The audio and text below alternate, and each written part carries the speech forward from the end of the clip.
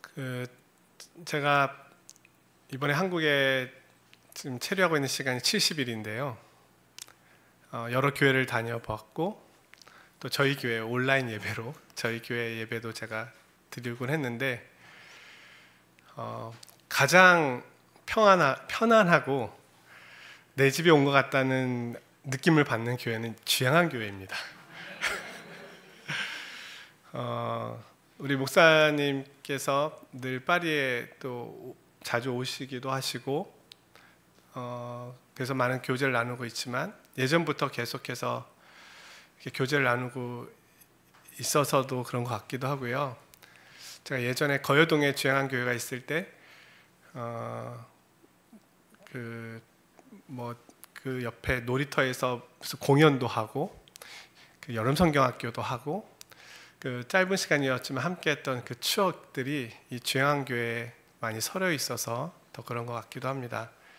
제가 처음에 주향한 교회라는 이름을 들었을 때 야, 이렇게 아름다운 교회 이름이 있을 수 있을까?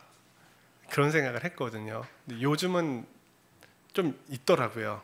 근데 그 당시에는 저는 이 교회 이름을 들었을 때 정말 이름 그대로 주님을 향한 교회구나라는 느낌을 너무나 많이 받았었고 오늘 모처럼이 아니죠. 이제 이사하신 후에는 저는 처음이지만 아무튼 이 30여 년 만에 이렇게 교회에 와서 우리 성도님들을 뵙고 또 말씀을 전할 수 있는 기회가 주어졌다는 것에 대해서 너무 특별한 은혜라고 생각합니다. 우리 목사님과는 그 불호권 선교회를 통해서 사실은 가장 먼저 관계를 맺게 되었는데요. 그래서 그런지 이 주양한 교회는 분명히 이곳에 있는데 제가 오늘 받은 느낌은 파리하고 되게 멀리 있는 교회임에도 불구하고 굉장히 파리랑 가까이 있는 교회 같다는 느낌을 받았습니다. 그리고 오늘 우리 화가 장로님께서도 이곳에 와 계실 줄은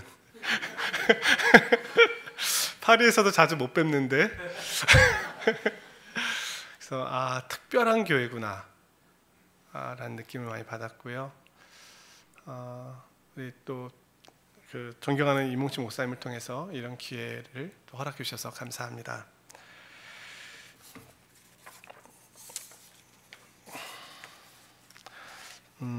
파리에 살면서 제가 제일 불편했던 것은 행정입니다. 우리나라는 행정 속도가 정말 빠르더라고요. 제가 전입신고를 며칠 전에 하려고 딸아이 전입신고를 해주려고 했더니 온라인으로 되더라고요. 뭐지? 이게 된다고? 이제 깜짝 놀랐습니다.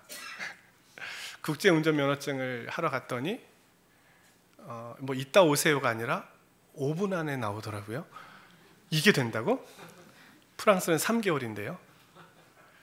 그래서 세계에서 가장 빠른 나라, 편리한 나라에 있다가 파리에 가면 불편함이 너무 많습니다. 그래서 처음에 뭐 이런 나라가 다 있나 에펠탑 외에는 별로 보고 싶은 것이 없다라고 할 정도로 되게 힘들어하는 사람들이 많이 있습니다. 근데 세월이 흘러도 대한민국의 빠른 속도가 바뀌지 않는 것처럼 프랑스도 바뀌고 있지는 않은 것 같습니다. 그래서 저도 한 10여 년 정도 프랑스에 살고 있지만 아직도 적응이 완전히 되지 않고 있고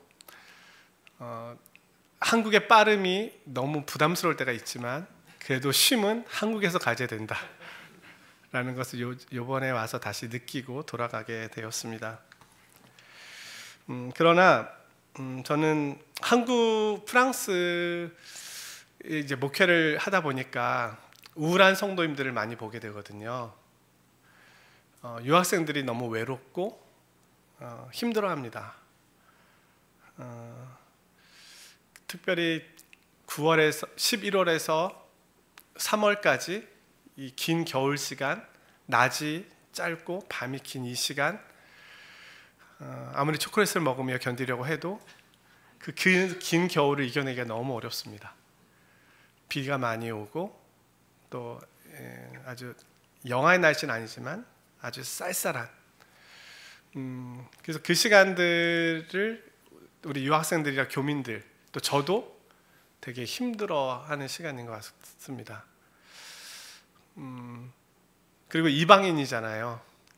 외국인으로 살고 있다는 것에 대해서는 늘 존중을 받기보다는 눈치를 봐야 하니 좀 불편함이 있고 버거울 때도 있습니다. 근데 한국에 오니까 행정은 너무 좋은데 정말 정신이 없습니다. 버스에서 내리기 위해서 어르신들이 매달려 계신 모습을 보면 저렇게까지 미리 준비하셔야 되나 싶기도 하고 뒤로 밀려나시는 분들을 보면 내가 잡아드려야 되나 싶기도 하고 너무너무 빠릅니다. 그리고 주변에 목회하는 친구들이나 또 우리 청년들을 보면 이 경쟁사회도 교회도 예외가 아니구나를 보면서 너무 힘겨운 씨름을 하고 있는 동기들을 보고 있고 청년들은 취업으로 인해서 또 결혼, 미래에 대한 염려로 살아남기 위한 씨름을 하고 있는 모습을 보면서 우울한 청년들, 또 우울한 목사님들, 우울한 성도님들을 많이 보고 있습니다. 저도 그 우울한 파리에서 살고 있는 목회자 중에 한 명일 수 있겠죠. 그래서 오늘 저는 오늘 본문 말씀을 통해서 우울한 삶을 살았던 한 여인 이야기에 주목해 보려고 합니다. 비록 시대는 우리가 살고 있는 이 시대랑은 다르지만 그러나 이 여인이 살고 있던 시대가 어찌 보면 더 우울할 수도 있는 시대인데 그는 과연 이런 힘겨운 시대를 어떻게 이겨낼 수 있었을까? 어떻게 살아올 수 있었을까?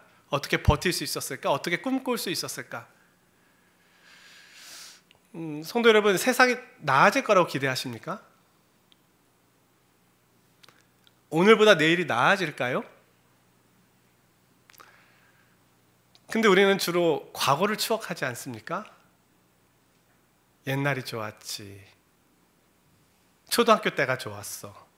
학교 다닐 때가 좋았어. 기술의 발전이 세상의 나아짐을 말하고 있지는 않습니다. 오늘 본문에 나오는 이 한나라는 여인이 살던 시대는 지금부터는 무려 2700년 전? 아니죠. 3000년 3200년 전? 아무튼 이렇게 볼 수 있는 그런 시대잖아요. 3000년, 약 3000년 전이라 볼 수 있는 시대인데 사사시대라고 하는 그런 시대를 살고 있었던 여인의 이야기입니다. 성도님들 잘 알고 계신 것처럼 사사시대의 특징이 있습니다. 저마다 자기 소견에 옳은 대로 행하였다. 자기 생각대로 살았습니다. 우리는 자기 주장이 있는 건 물론 건강한 것이지만 그러나 이스라엘 백성들의 주장의 중심에는 하나님이 계셔야 되잖아요.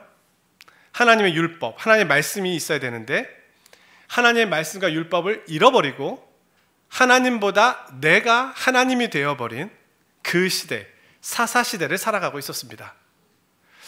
하나님께서 아브라함을 부르실 때 이스라엘 히브리 민족의 뿌리잖아요. 아브라함을 부르실 때 내가 너를 통해서 의와 공도의 나라를 만들겠다라고 약속하셨습니다. 그리고 그 약속의 성취의 출발이 히브리 민족인 이스라엘 백성들이 가나안에 정착하면서부터입니다. 이들은 애굽을 건넜고요. 홍해를 건넜지요. 구원을 경험했습니다.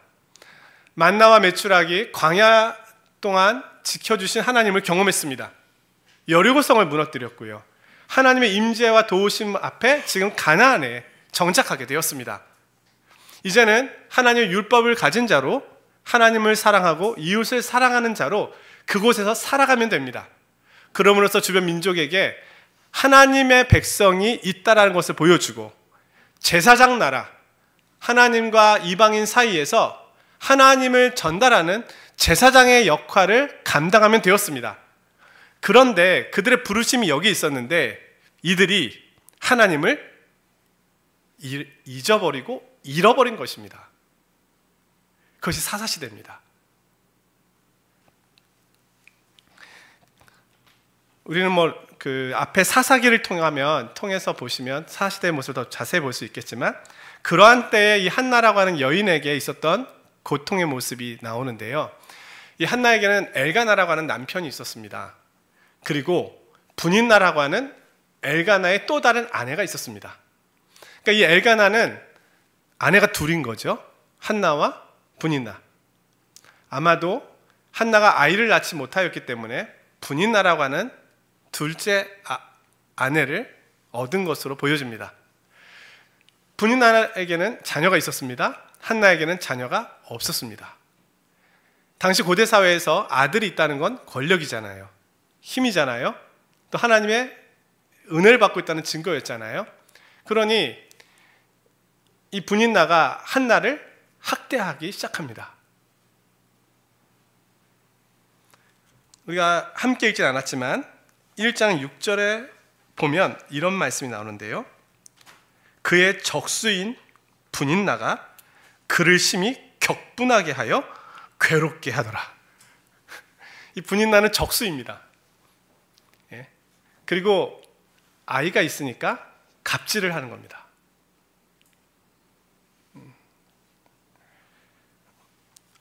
폭력적이 되는 거예요. 언어 폭력, 또 행동으로 하는 폭력. 거기에 한나가 매일매일 고통 중에 있습니다.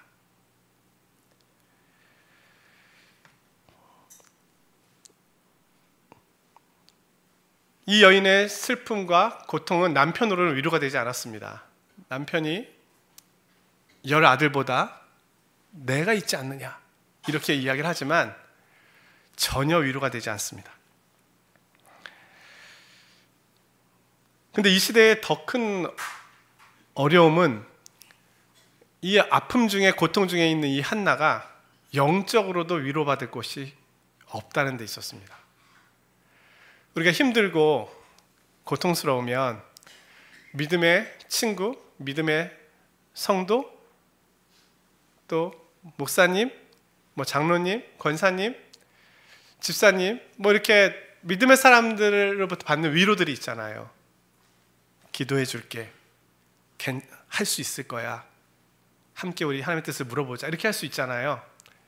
근데 이 사사시대에 엘리라고 하는 제사장이 있었는데, 이 엘리라고 하는 제사장에게는 홈리와 비느하스라고 하는 망나니 같은 아들이 있었고요.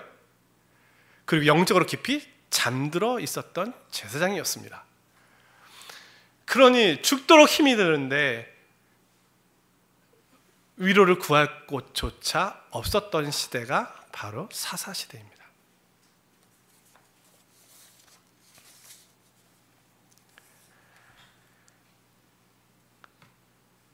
이방 민족보다 더한 폭력이 가정 내에서 이루어지고 있었습니다. 우리가 알고 있는 것처럼 십계명의 핵심은 사랑입니다. 하나님을 사랑하고 이웃을 사랑하라. 고아와 과부와 객, 연약한 자들을 보호하기 위한 계명이 중심입니다. 사실 강한 사람에게는 법이 필요가 없습니다. 왜냐하면 충분히 자신이 보호를 할 수 있기 때문입니다. 하지만 약한 사람에게는 법이 필요합니다. 법으로 보호를 받아야 하기 때문입니다.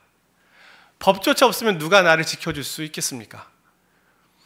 그래서 모세의 율법은 가난한 자, 연약한 자, 정말 힘이 필요한 자에게 위로가 되는 그런 법이었습니다. 그리고 그렇게 모세의 율법이 지켜지는 나라가 하나님의 나라요, 제사장 나라요, 하나님의 소유된 백성인 이스라엘이 살아가야 될 모습이었습니다. 가나안에서 그렇게 살라라는 겁니다. 그런데 이 가정폭력이 가정에서 이루어지고 있는 겁니다. 사랑이 아니라 폭력이 이루어지고 있습니다. 모세 율법이 깨어지고 있는 현장 속에 있는 거죠.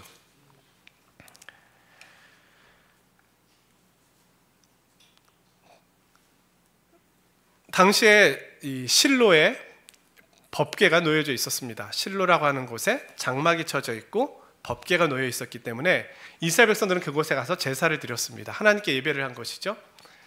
그래서 한나와 분인나 엘가나는 매년 절기가 되면 실로에 가서 제사를 드렸습니다. 그때 한나는 혼자 떨어져서 간절히 기도하였습니다. 그것이 오늘 기도의 내용입니다. 10절에 말씀하고 있습니다. 한나가 마음이 괴로워서 여호와께 기도하고 통곡하며. 얼마나 괴롭고 얼마나 힘들었을까? 그는 통곡하며 기도했습니다.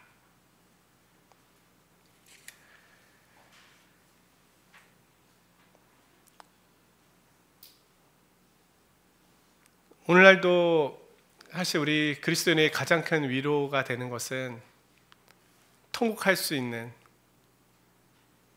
하나님 앞에 설 수 있다는 그 사실이겠죠.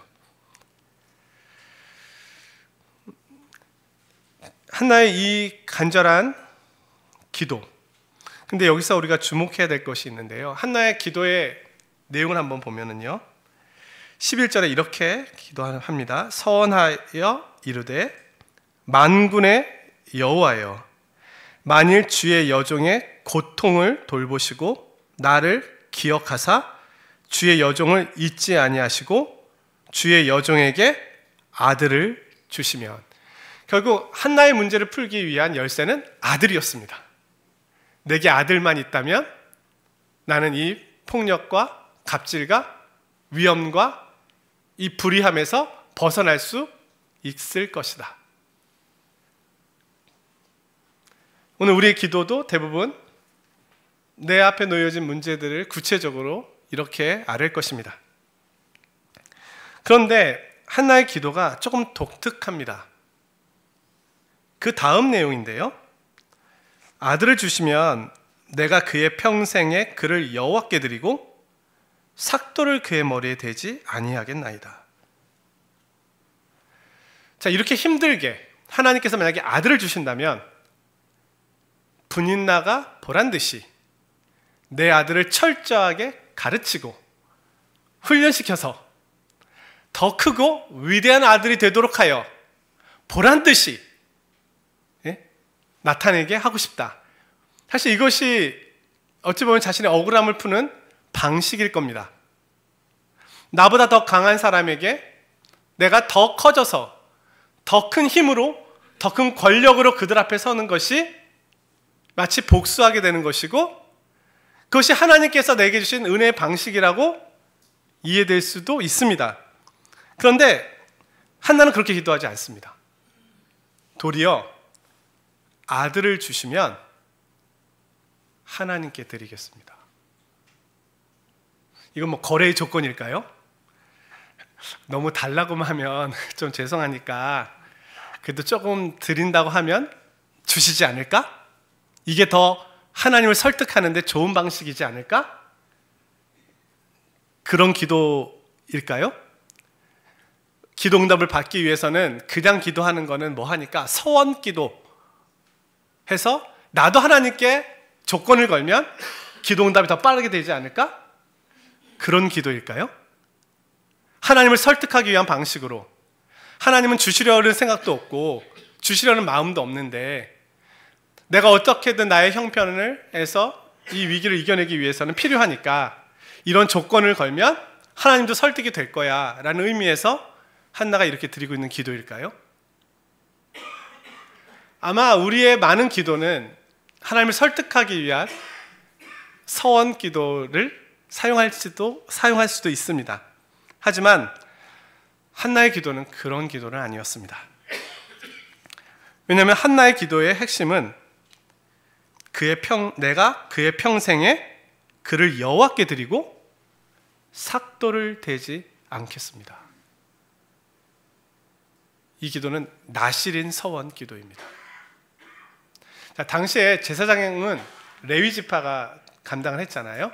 레위인이 제사장 역할을 했습니다. 하나님과 이스라엘 백성 사이에서 이스라엘 백성들을 대신 중보하는 역할, 제사장이 한 것이죠. 레위 지파였습니다.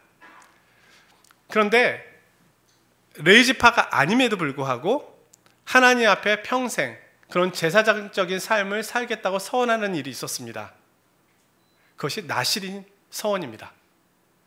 이 나실인 서원을 하게 되면 포도나무에서 난 열매를 먹지 않습니다. 포도주와 독주를 먹지 않습니다.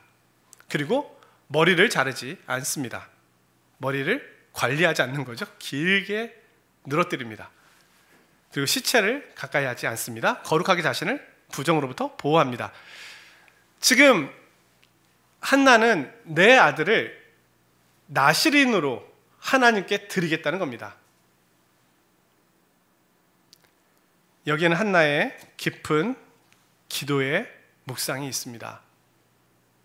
당시 이스라엘 백성들은 자기 소견에 옳은 대로 행하고 있었습니다. 영적으로도 한나는 위로받을 곳이 없었습니다. 가나안 사람들과 다르지 않았습니다. 자, 이스라엘 백성들은 원래 유목민이잖아요. 나그네처럼 이동을 해서 살았습니다. 근데 가나안 땅은 정착촌입니다. 이제는 농경 생활을 하게 됩니다.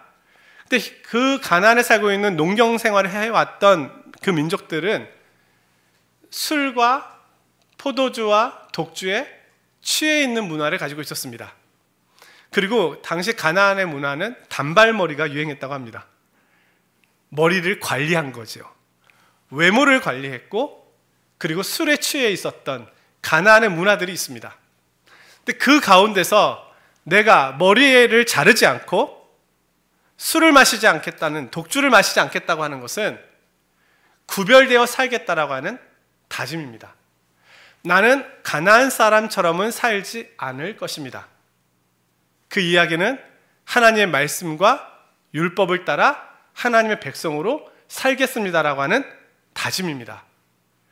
가나안 사람들에게 있어서 가장 그들이 즐겨 섬겼던 우상은 바알과 아세라입니다. 풍요의 신, 물질의 신입니다. 한마디로 돈이죠. 근데 이스라엘 백성들이 가나안에 정착하면서 풍요로움을 경험하게 되었습니다. 그러자 더 많은 풍요로움을 추구하게 되었습니다. 바알과 아세라를 섬기게 된 겁니다. 하나님을 섬겨야 될 이스라엘 백성들이 바알과 아세라를 섬긴 것이죠. 가나안 문화에 동화되어 가고 있었던 것이 사사시대의 모습이었습니다. 그러니 하나님을 떠날 수밖에 없었죠.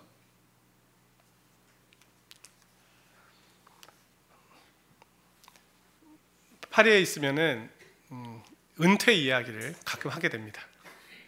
목사님 은퇴하시면 어디서 사실 거예요? 파리에서 사실 거예요? 한국으로 돌아가실 거예요? 집사님, 장로님 어떻게 하실 거예요? 물어보면은 돈이 있으면 한국에서 살고, 돈이 없으면 파리에서 살고, 한국은 돈만 있으면 정말 편리한 세상이에요. 그렇죠? 여러분들이 겪고 있는 불편함의 대부분은 돈 때문입니다. 편리함의 대부분은 돈 때문입니다.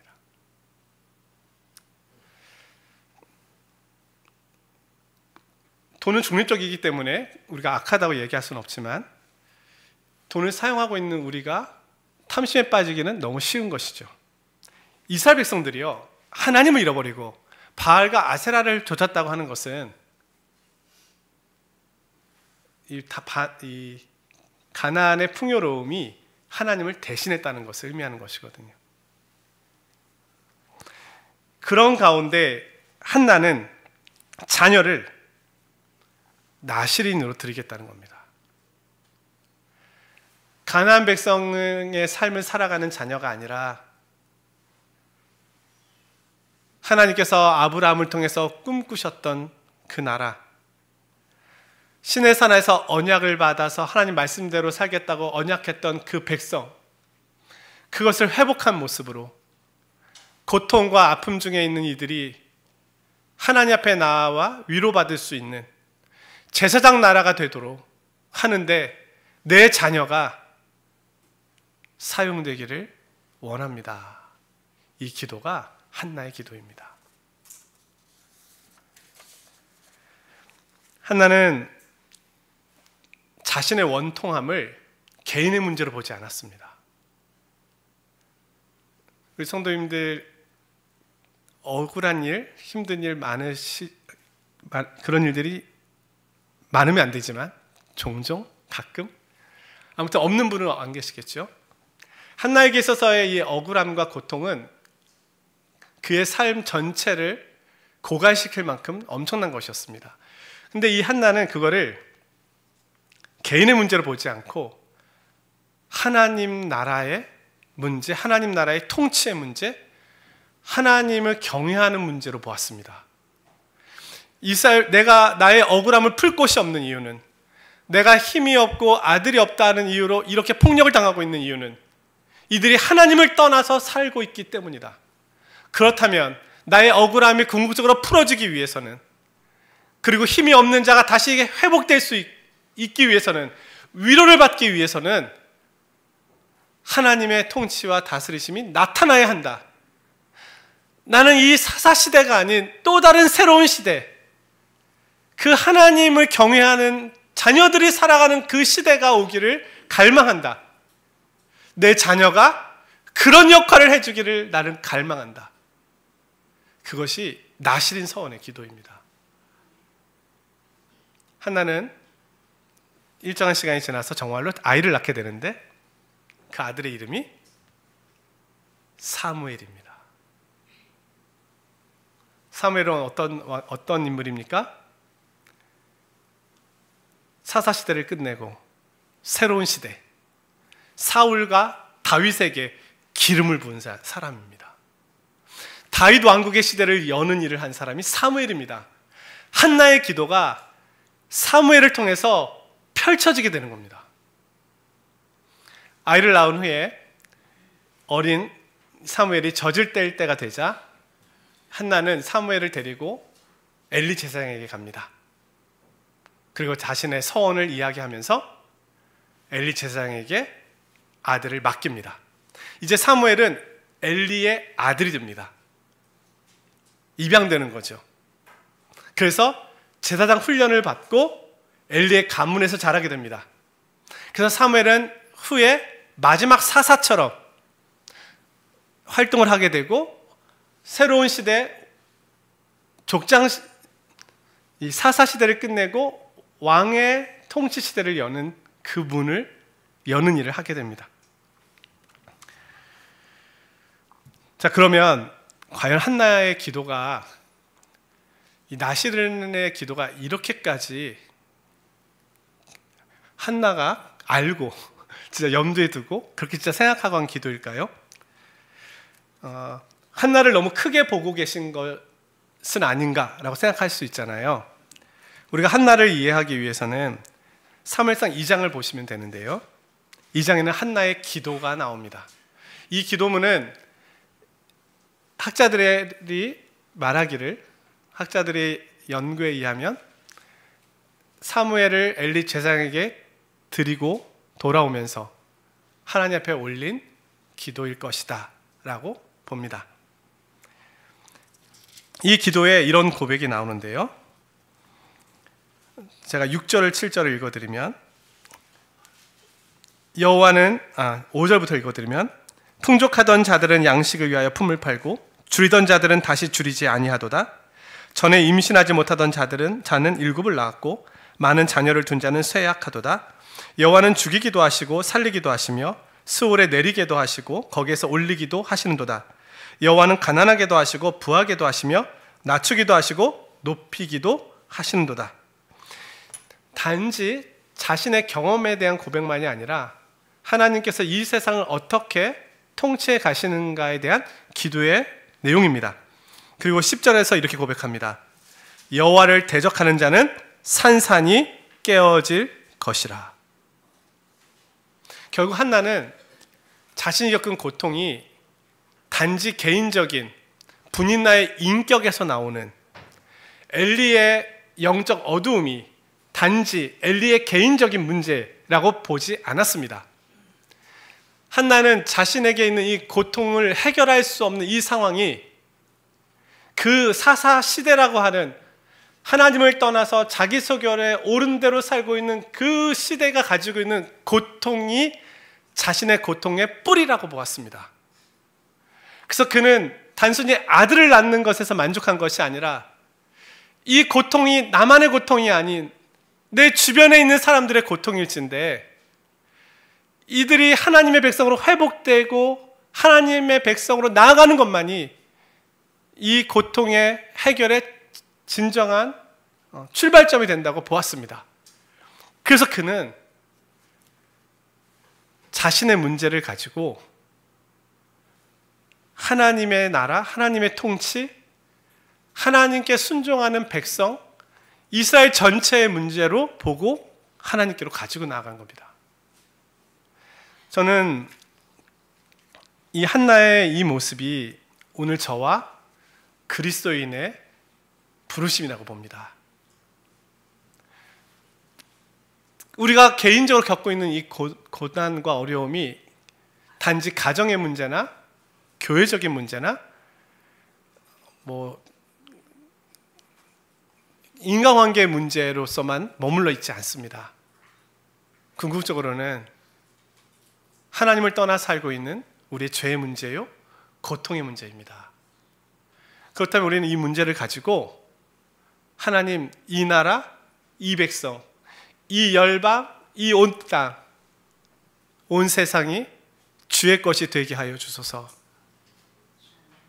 연약한 자, 가난한 자, 고아와 과부와 객이 위로받고 회복되는 나라가 되게 하여 주소서.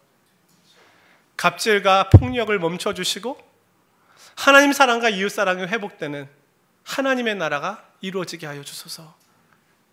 사실은 이것이 우리 고통의, 나의 아픔의 뿌리 깊은, 아니 그 중심에 있는 본질일지도 모릅니다.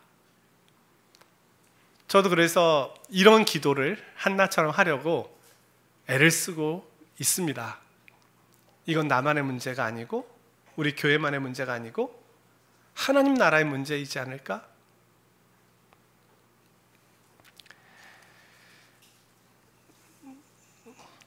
그 예전에 임재범이라고 하는 가수가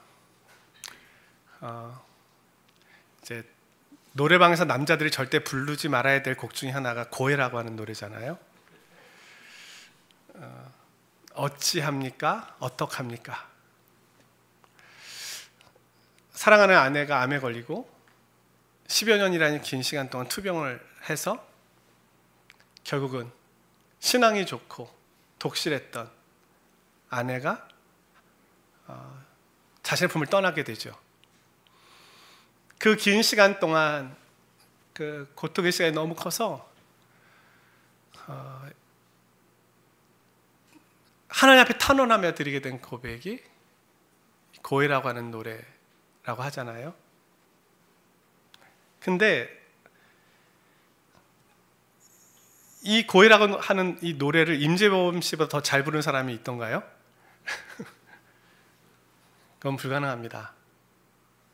왜냐하면 이거는 자신의 고백이기 때문입니다. 저는 백지영 씨의 총 맞은 것처럼 노래를 좋아합니다. 저는 총에 맞아본 적은 없는데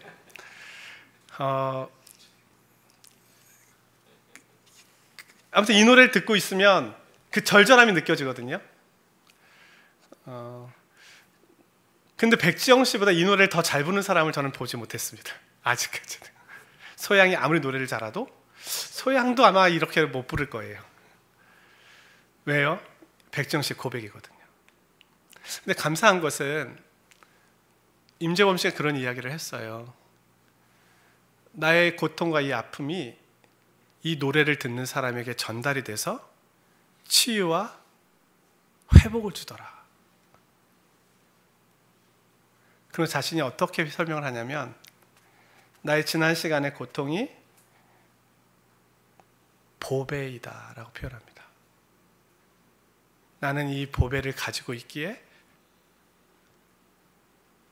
아픔 중에 있는 이들에게 줄 수 있다는 거예요. 그게 아무나 줄 수 있을까요? 저는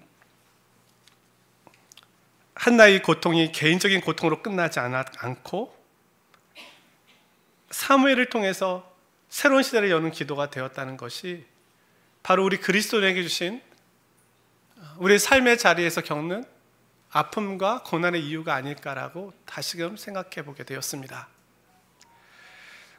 어찌 보면 이 한나의 기도를 좀 넓게 보면 주기도문, 주님께 가르쳐주신 기도라고 할 수도 있습니다. 아버지의 뜻, 아버지의 이름, 아버지의 뜻, 아버지의 나라가 오게 하여 주소서. 이것이 믿는 저와 우리 성도님들의 공통된 기도이지 않습니까? 파리는 지금 한류가 정말 휩쓸고 있습니다. 이해가 되지 않습니다. 요즘은 고등학교에서 제2외 국어로 한국어를 선택하기도 합니다. 자, 영어 다음에 한국어입니다. 독일어나 유럽 언어가 아니고. 신기한 일이죠. 한국어를 배우려고 하는 프랑스인들이 너무너무 많습니다. 한국 식당의 종업원이 프랑스인인데 한국어로 서빙을 해요. 한국말 어떻게 이렇게 잘하시죠? 우리나라로 치면 외대죠. 외대에서 한국어를 배우고 있습니다.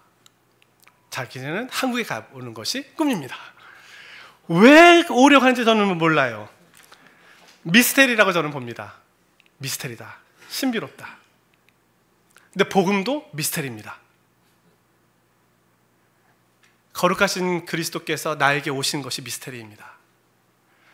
나와 같이 작은 자를 찾아오신 것이 미스테리입니다. 이 작은 자를 부르셔서 하나님 나라를 보게 하신 것이 미스테리입니다. 저는 그래서 한류의 미스테리와 복음의 미스테리가 지금 만나고 있다. 이제 하나님의 역사가 미스테리하게 이루어지고 있는 것이다 라고 생각이 듭니다. 어떤 모습으로 어떻게 펼쳐질지는 모르지만 분명히 미스테리 속에는 하나님의 지혜가 있다고 봅니다. 우리의 고난도 미스테리인 경우가 대부분입니다. 왜 나에게 이런 어려움이?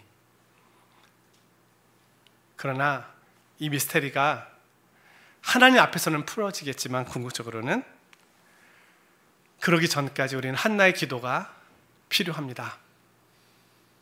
하나님, 이 땅을 치유하소서.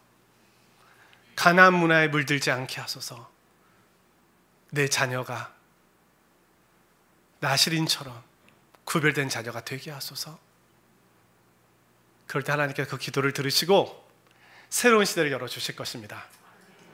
우리 저와 또 제가 섬기는 교회, 그리고 우리 주양한 교회, 또 우리 믿음의 성도님들, 우리 모두 다 하나님의 구원의 역사를 기대하며 이런 한나의 기도를 따라 하나님의 나라를 구하는 기도의 백성으로 살아가시기를 주님의 이름으로 축원드립니다. 거룩하신